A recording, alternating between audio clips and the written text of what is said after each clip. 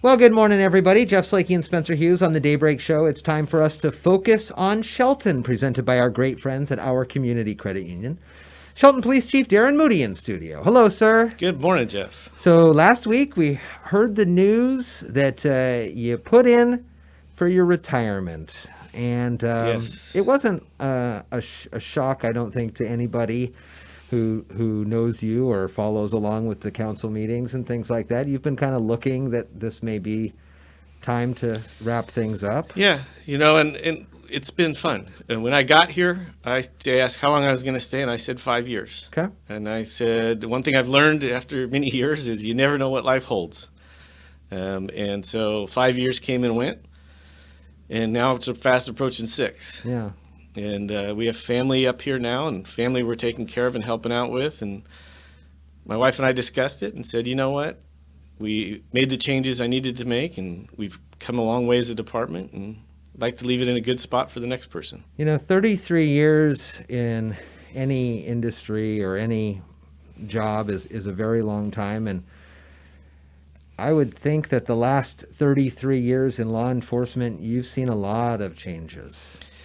Yes, and probably in the last 2 to 3 years more than ever. Right. In fact, we had a staff meeting that I announced to staff what was going to occur at the council meeting, and I said, way back in 1987, I started in law enforcement, guys. I said, raise your hand if you were born after 19, and literally a half dozen of our staff raised their hand and said, I wasn't born yet. So, it's a good young crew. They'll do some wonderful things. So. We talked 2 weeks ago about a little bit of restructuring in the police department. Not so much maybe a chief position, but 2 lieutenants. Is that how it is? How's that going to be? It actually is a wonderful thing. The structure is in place now. Like I've said before, the things that keep the chief up at night are the graveyard shift that's out there, the supervision that's out there. And now we have a group of experienced supervisors in place. And so we work 12-hour shifts. So there's one side of the week that's covered by this shift, another covered by this at the other end of the week. And it was spreading the captain position pretty thin because in addition to all the administrative duties that come with it, trying to pay attention to what's going on patrol at the sergeant level. And so the restructuring was taking the captain's position and making it a lieutenant position. And then promoting a sergeant to that lieutenant position. So now we have 2, and they cover both ends of the week.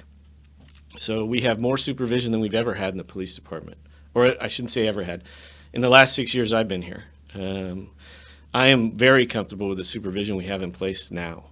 So I saw on social media over the weekend some pretty positive posts about your time here in the 6 years that you spent time here, and moving the police department forward in new visionings. There's the new logos that everybody worked on together, the new color scheme on things, and there's a good. You're leaving. It seems like you're leaving the department in a good place. Are you where you were hoping it would be when you took the job and you said 5 years and now we're at 6? We had certain visions for the department. And I say we, the original staff that's still there. I remember meeting with them originally, and they said, what do you want to see, Chief? And we talked at length about it. And I said I wanted to see a well-respected department throughout the state. I wanted to see officers that were professional.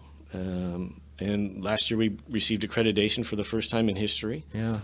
And so, some of that vision came true. Most of it did. I will say this, the hard part is there is some people who are going to tell me good riddance. Sure.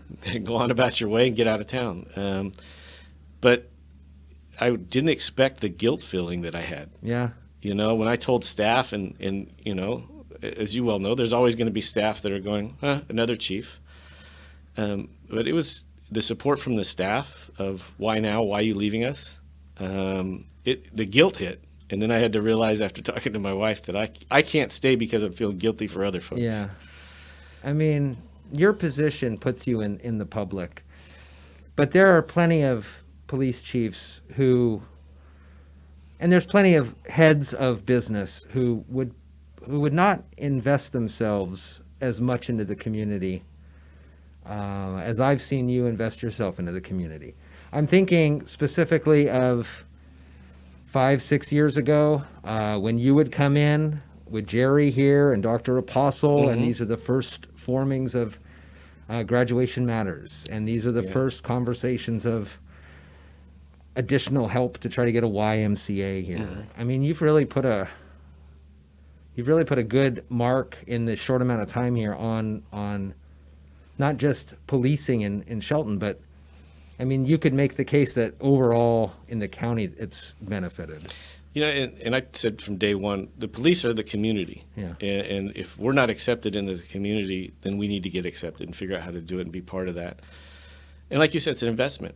It's an investment in the community. And I think the investment overall has paid off. You know, we have a good relationship with the other law enforcement agencies in the county and the other agencies that are not law enforcement in the county, which is even bigger. Yeah. You announced, you know, this is sponsored by OCCU today.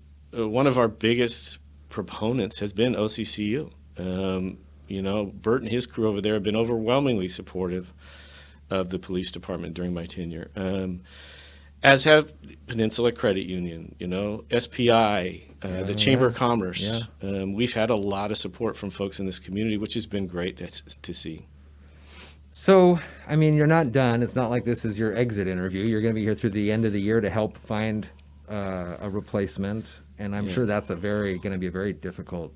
You know, and Jeff had asked a few months ago, give me 6 months. Before you call it a day, let me know 6 months ahead of time so I can plan for things. Because, you know, as you well know, when I went through the process, it was about 6 years ago in August that we were interviewing. Yeah. Because there will be a interview process. The community will be involved with it. There will be a polygraph, a psychological exam, a background exam that'll go on.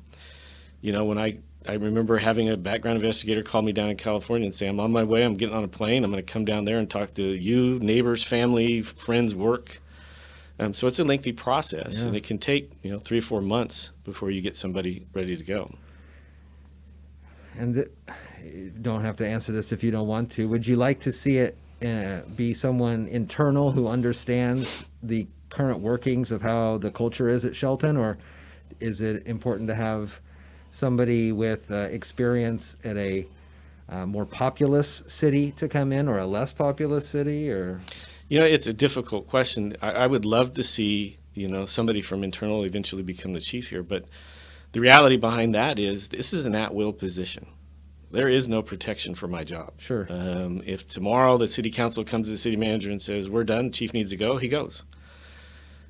I've been lucky enough to be in a position where I can draw retirement, but when you have lieutenants that are 40 years old, it's not common for a chief to do more than, you know, average used to be, they'd say 3 years. Huh. You know, 3 to 5 years. There are chiefs out there that have done 15 or 20 as chief. But if you take the overall average, 3 to 5 years is a pretty good tenure as a chief. Wow.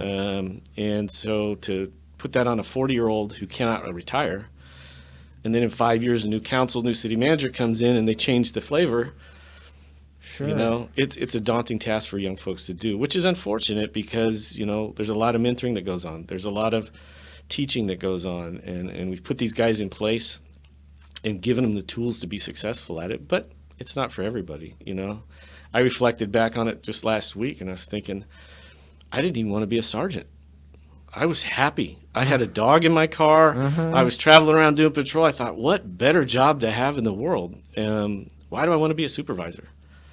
You know, after doing it about 13 years, people told me, you need to test for sergeant. Why would I want to do that? And they said, because, you know, you look at the people that are going to promote if you don't, and we want to work with you. Yeah. And I took the sergeant's job and thought, all right, this is cool. I could do this.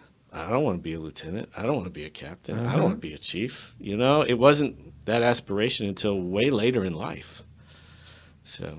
Well, I know you've put a good mark in on the community, and you'll be in and around here over the next couple of months, I know, because we'll have things to talk about. But right now, just kind of a good reflection on the time spent here as the police chief as we move forward and look ahead to the new chapter. Hey, you know, in a few months, I'll come in as the retired guy on the street, come in and have a conversation. Man on the street, for sure.